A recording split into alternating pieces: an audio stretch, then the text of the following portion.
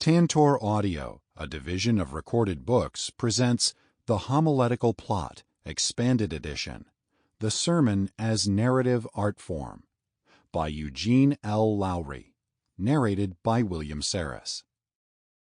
Publisher's Note: this audiobook includes bonus material. Please visit Tantor.com and type The Homiletical Plot into the search box. Follow the link to the book's page. Then, under the Supplemental Content section, please enter the access code OOPS and then click the Unlock button to access the bonus material. The code should be entered in all lowercase letters. All figures and tables referenced in this audiobook can be found in the bonus material. Preface. A lot has happened since 1980 when The Homiletical Plot was first published. As a result, the purpose and form of this reissue of the book is prompted by two quite different considerations. First, it seems appropriate for authors to note what has influenced their thought since a book first appeared. Second, given the mixed result history of authorial attempts to revise or update volumes still in print, the editors and I think it best to keep the original text in place, for whatever merit is present, and then find a supplemental way to speak of further reflections, adjustments, corrections, and additions to the work. Fred Craddock, who graciously recommended this book the first time around, has consented to write a foreword to this reissue, commenting on the significant events that have occurred in this 20-plus year interval in North American homiletics. In these past 20 or so years, I have had more than a few thoughts on the same subject. Therefore, I have written an afterword, sharing my further reflections on the homiletical plot. My deep gratitude goes to Fred Craddock, the editors of Westminster John Knox Press, and especially to those who have kept the homiletical plot in print over these 2 decades. Eugene L. Lowry. Foreword. When asked by the editor of this volume to write a foreword, I assumed it would be a foreword to a revised edition of The Homiletical Plot. It was a natural assumption. Most authors who risk words on paper would welcome an opportunity, after critical reviews, conversations with colleagues, and classroom use, to revise, eliminate, expand, and defend one's published work. However, publishers and editors do not often provide such opportunities, and so most of us are left to stand on street corners hailing passers-by, "In case you read my book, what I really meant to say was..." Why then reissue a book after 20 years without making changes? An afterword by the author has been added, to be sure, but the text of 1980 remains without modification. This is a most interesting phenomenon. Is it a matter of saying, out of respect for those who praised the book, I will not alter it? Or perhaps Professor Lowry is responding to his critics, this is my story and I'm sticking to it. Of course, reissuing the text without change could be from the conviction that the book was ahead of its time, but now that the homiletical world has caught up, it can be considered with greater benefit. However, the reason may be simpler and more simply put. Whether 1980 or 2000, the book has continued to be of sufficient value to deserve remaining in print as it is. Whatever the thinking of Professor Lowry and his editors, they obviously share the conviction that the homiletical plot can sit comfortably on the shelf with the scores of books on preaching since 1980. This book, then, is not offered as a period piece, a resource for those researching the recent history of homiletics. Rather, it comes to the preacher and to the teacher of preaching as a word to be heard, both again and for the first time. My task, therefore, in preparing to write a foreword, was not to read, but to reread. A shortcut tempted me. Since I had made many marginal notes in my 1980 copy, why not read those comments and determine if they were worth repeating? Like all temptations, this one had merit. After all, if the text was unmodified, why could not my comments on it be unmodified as well? But I rejected the idea. The new issue of the book warranted a new reading. I laid aside my copy, checked out a copy from the library, read it, made new notes not on the library copy, and then compared them with my original notes. The rereading was very much a new reading. Enough time had passed, and I had read in the interim many books on preaching. Notes separated by 20 years revealed quite a few close correspondences. For example, I again applauded Professor Lowry's use of resources outside the field of preaching. Philosophy, psychology, drama, literature, and theology, these and other disciplines inform the book. Preaching, like other areas of thought and practice, cannot survive by breathing in its own face. Likewise, I noted a second time appreciation for the author's making room for intuition in the sermon process. Most of us give lip service to the fact that preaching is an art as well as a science, but then we become afraid that someone will think we speak of preaching as an art as an excuse for ambiguity, sloppy thinking, and poor reasoning. In defense, we omit all art and artistry and proceed to offer an adequate technology for framing and delivering the message. My second notes also repeated an earlier positive regard for Lowry's attention to transitions in the sermon. More than once it has been brought to my attention that this is an area in my own work sorely in need of more effort. Had I paid more attention to Lowry, perhaps I would have been delivered from my tendency to be episodic in my preaching, with insufficient mortar between the episodes. Again, I remain ambivalent as to whether a brief section on variations near the close of the book adequately counters the tendency to standardize the narrative art form presented as the primary burden of the book. My ambivalence in 2000 is not as strong as in 1980. In 1980, I was still very much involved in the study of Jesus' parables, finding a surprise of grace at the end of each. None of the parables are the same literally or theologically. Neither are they narrative art forms, an observation with which Lowry agrees, but perhaps with more reluctance than necessary. In my notes of 1980 and of 2000, I gave the author a hearty amen for scoring a common misuse of illustrations in sermons. Lowry correctly observes the frequent substitution of illustration for diagnosis. Either through failure to appreciate the vital importance of diagnosis in a sermon or through the inability to perform it, many preachers arrive at the point of diagnosis and offer an illustration instead. Usually, illustrations are interesting, but nothing in the message is more interesting than an analysis of what is really going on in a biblical text, in a story, in a life. Contrary to popular opinion, illustrations do not cover a multitude of sins. Equally enthusiastic is my continued agreement with Lowry's recognition that the introduction of characters in a sermon adds interest, reality, ambiguity, and complexity.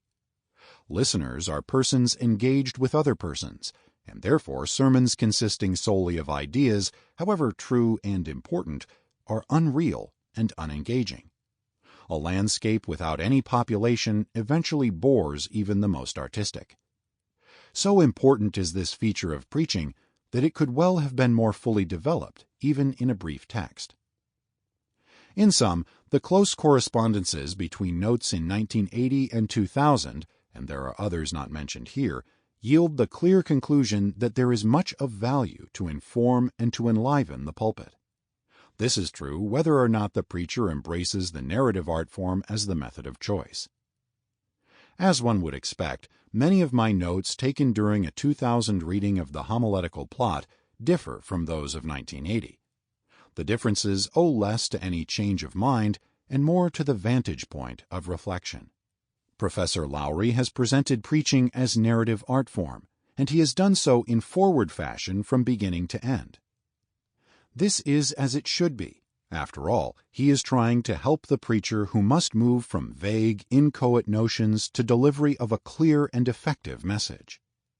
But my reading of the book after 20 years was not a walk through the process of sermon preparation, but a reflection on narrative art form as a viable method. This difference in perspective is a very important factor in my evaluation of Lowry's book, and, in turn, his evaluation of my comments.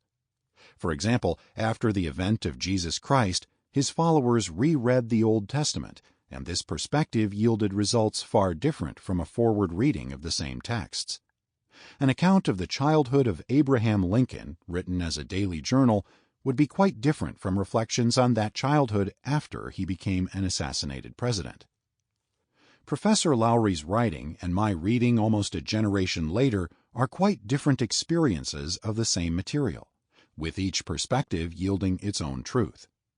It seemed important to bring this fact to consciousness before proceeding with these comments.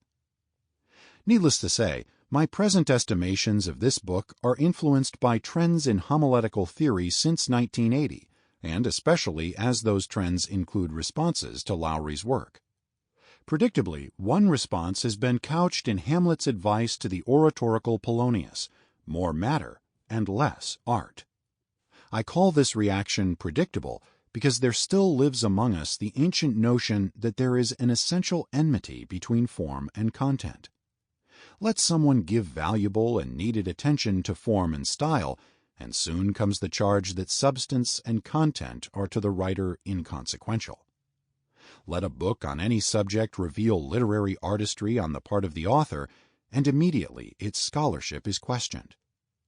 Such thinking persists in spite of the fact that Luke put the lie to this dichotomous reaction long ago by producing a gospel in which the Christian message is happily joined to conscious literary art.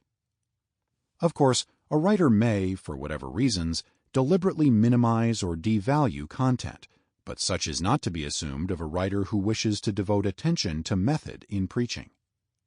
One cannot say everything in one volume. To attempt it is to dull the edge of all that is being said. To say everything is to say nothing.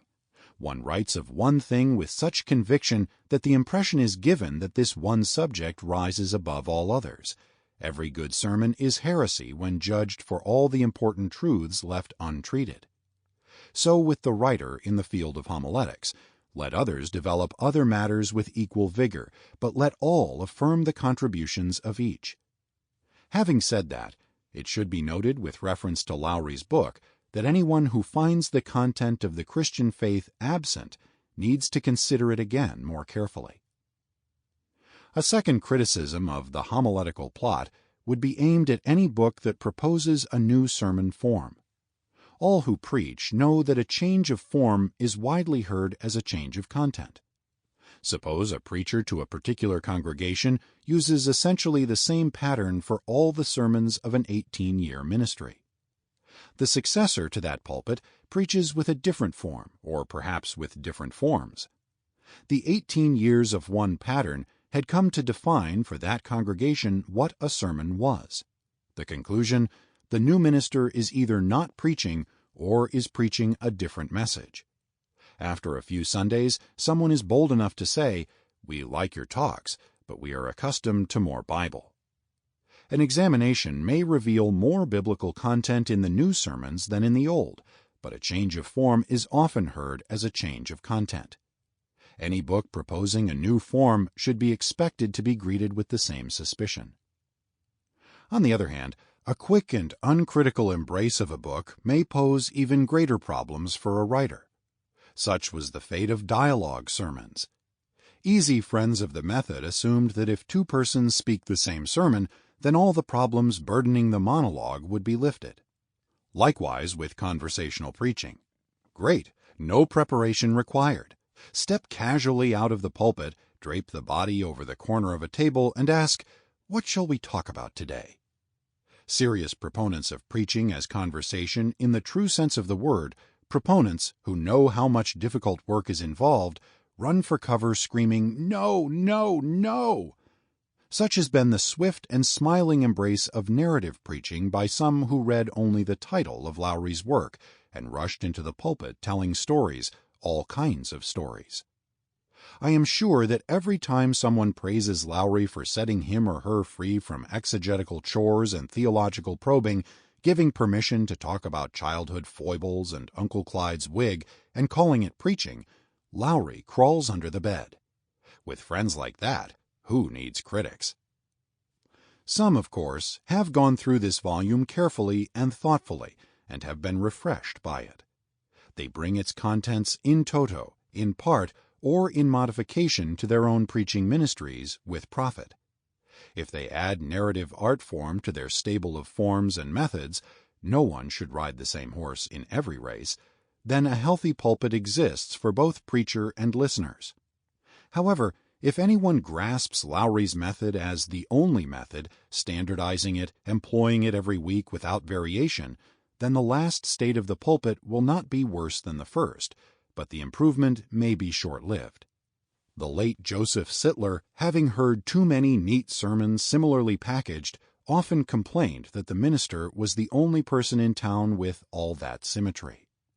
It is a disservice to any form to elevate it as the form.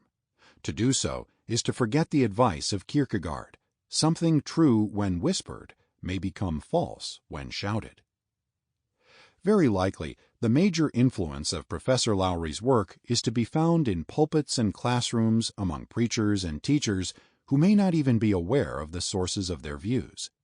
This is not to say that stealing or unacknowledged borrowing of material is going on. There is some plagiarism, to be sure, but some ideas enter our minds as being so natural, so true, and so right that no ownership need be claimed or attributed. They seem to belong to everyone by virtue of being the way things are, and therefore they are always available in the marketplace of thought. Graham Greene once spoke of writers as persons who forget more easily than others.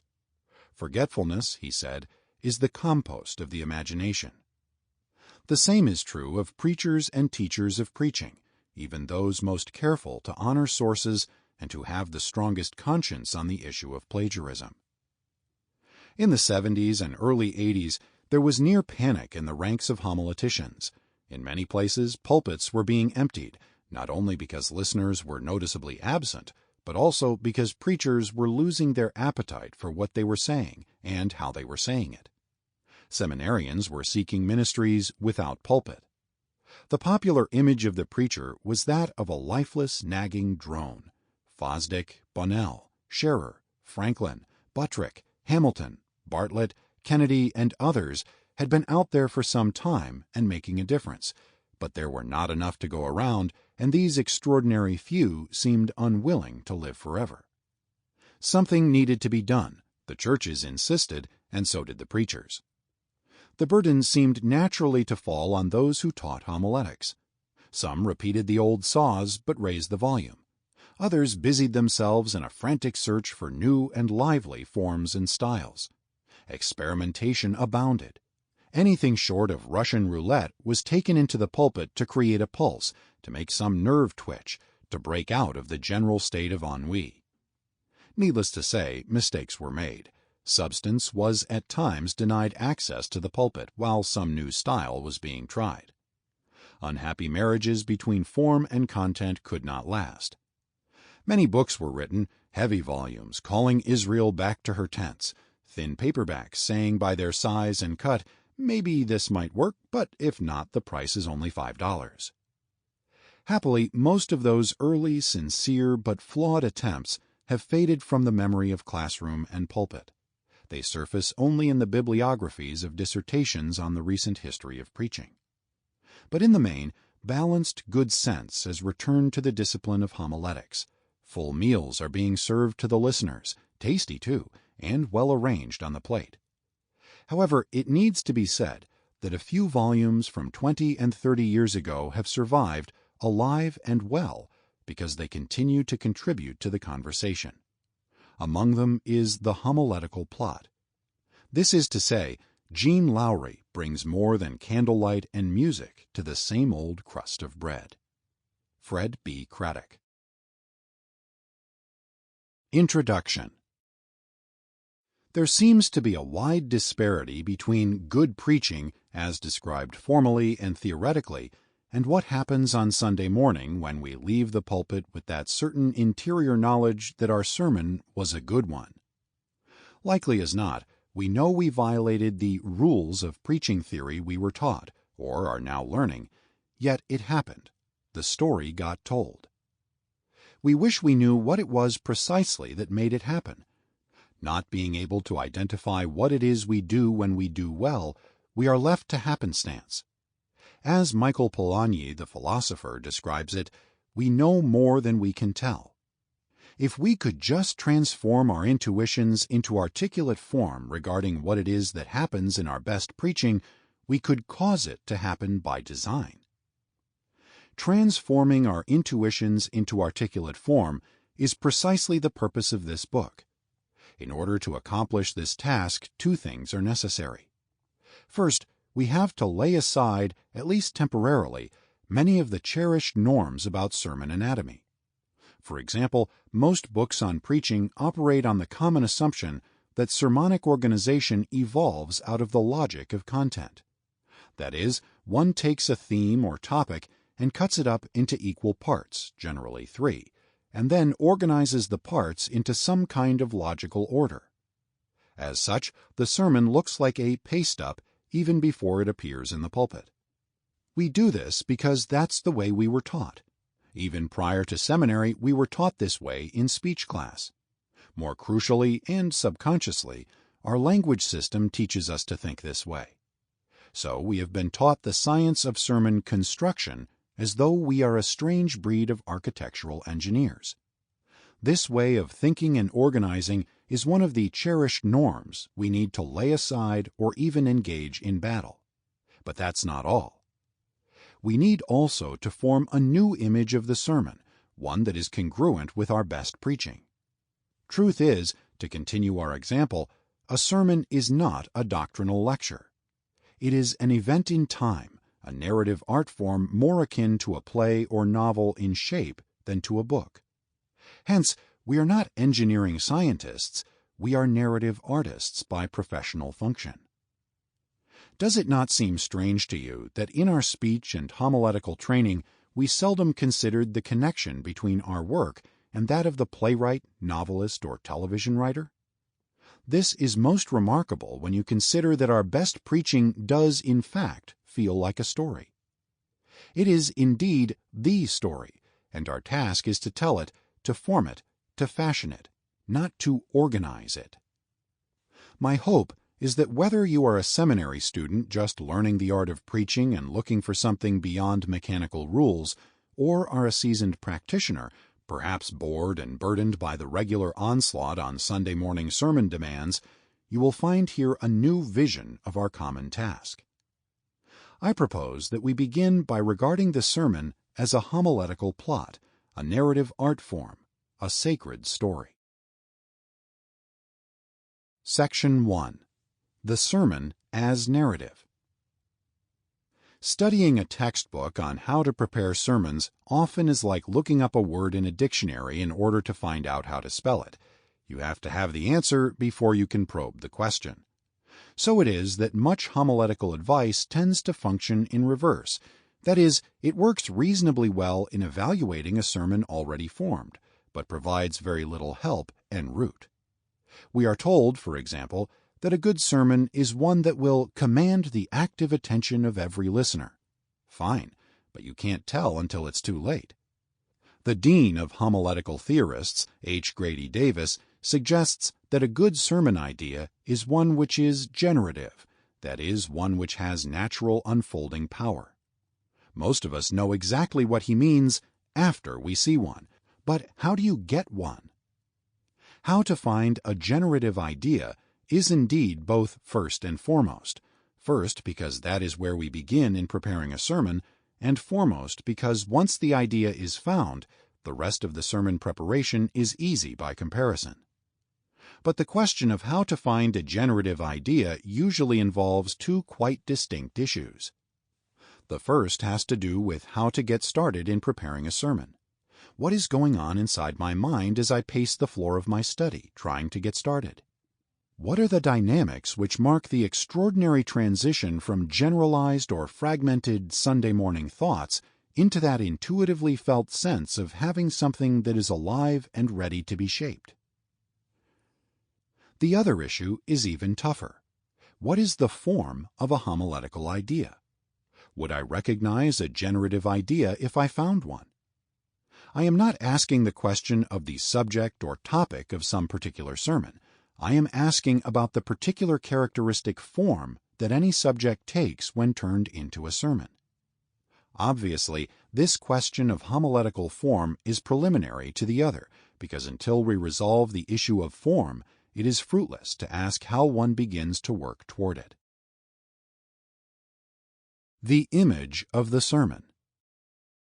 All of us have an image of what a sermon is, that is, what factors characterize homiletical form. We learned it automatically, just by being alive and being in church.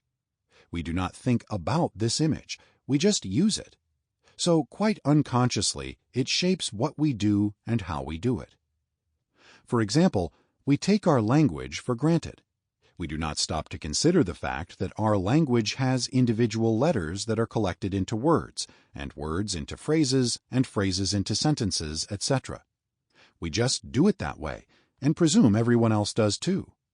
But everyone else doesn't. For example, many languages, such as Chinese, use pictures or ideograms instead of letters. And those who do it differently think differently. Our language process of collecting little parts into bigger pieces until there emerges an organized whole is described by McLuhan as the all-pervasive technology of the alphabet. Considering the impact of the grammar of our mother tongue, J. Samuel Boyce, the general semanticist, observes that we see the world through the meshes of that man-made filter. Says Benjamin Whorf, the linguist, each language is not merely a reproducing instrument for voicing ideas, but rather is itself a shaper of ideas. We cut up nature, organize it into concepts, and describe significance as we do, largely because we are parties to an agreement to organize it this way. Now, what does this have to do with our image of a sermon? A glance at our preparation for last Sunday's sermon will perhaps reveal the answer. In all probability, most of us started with scraps of notes, all generally related to a particular theme we hoped to mold into a sermon. And most of us made the same assumption, that if we could just properly organize the scraps of notes, there would emerge an integral whole called a sermon. That's the way we put together our sentences grammatically. That surely must be the way to organize a sermon. Well known to every preacher is the process of looking at a set of preliminary notes and asking, "What could I put there?" or "I wonder if an illustration would flesh out this section." The picture that emerges is that of an amateur carpenter who keeps adding braces here and there to steady a wobbly piece of work. Apparently, a similar image occurred to Davis when he noted that this approach produces the doghouse sermon. But the problem is not that we are amateurs and with a little practice will master the process. It is that the whole schema is born of an image of sermon building as assemblage, which is founded upon our unconscious understanding of reality as meaningfully related pieces. This is the automatic, and I believe unfortunate, gift our language system brings to our sermon work. It is as natural a consequence as is the fact that the Industrial Revolution, with its mass production techniques relying on interchangeable parts, is also a phenomenon born in the Greco-Roman language world.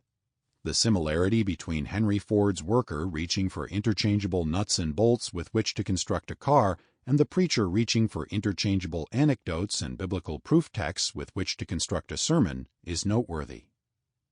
In short, we have been trained to see the sermon as a thing, and hence sermonic formation typically has consisted of organizing the constituent ingredients. The pervasiveness of this image of the sermon can be illustrated by noting what it is that we see in the brick-and-mortar illustration in the bonus material. Most of us see an incompleted wall, a wall made of bricks or blocks. Our education and language have taught us to see this way, but in the literal and perhaps banal sense, the illustration doesn't show bricks at all. It shows the mortar, but we tend not to see the connectives. So likewise, our typical college speech and seminary preaching courses taught us to see things in certain ways, and hence not in other ways. Recall that very likely the emphasis regarding organization was upon the principles of outlining. I remember the lectures on how the various subpoints needed to be parallel to each other and equally subservient to the larger point, etc. The entire matter is parallel to the picture and how we saw it. To look at any outline is to look at a blueprint of organized ideas, a completed wall. Sample complete. Ready to continue?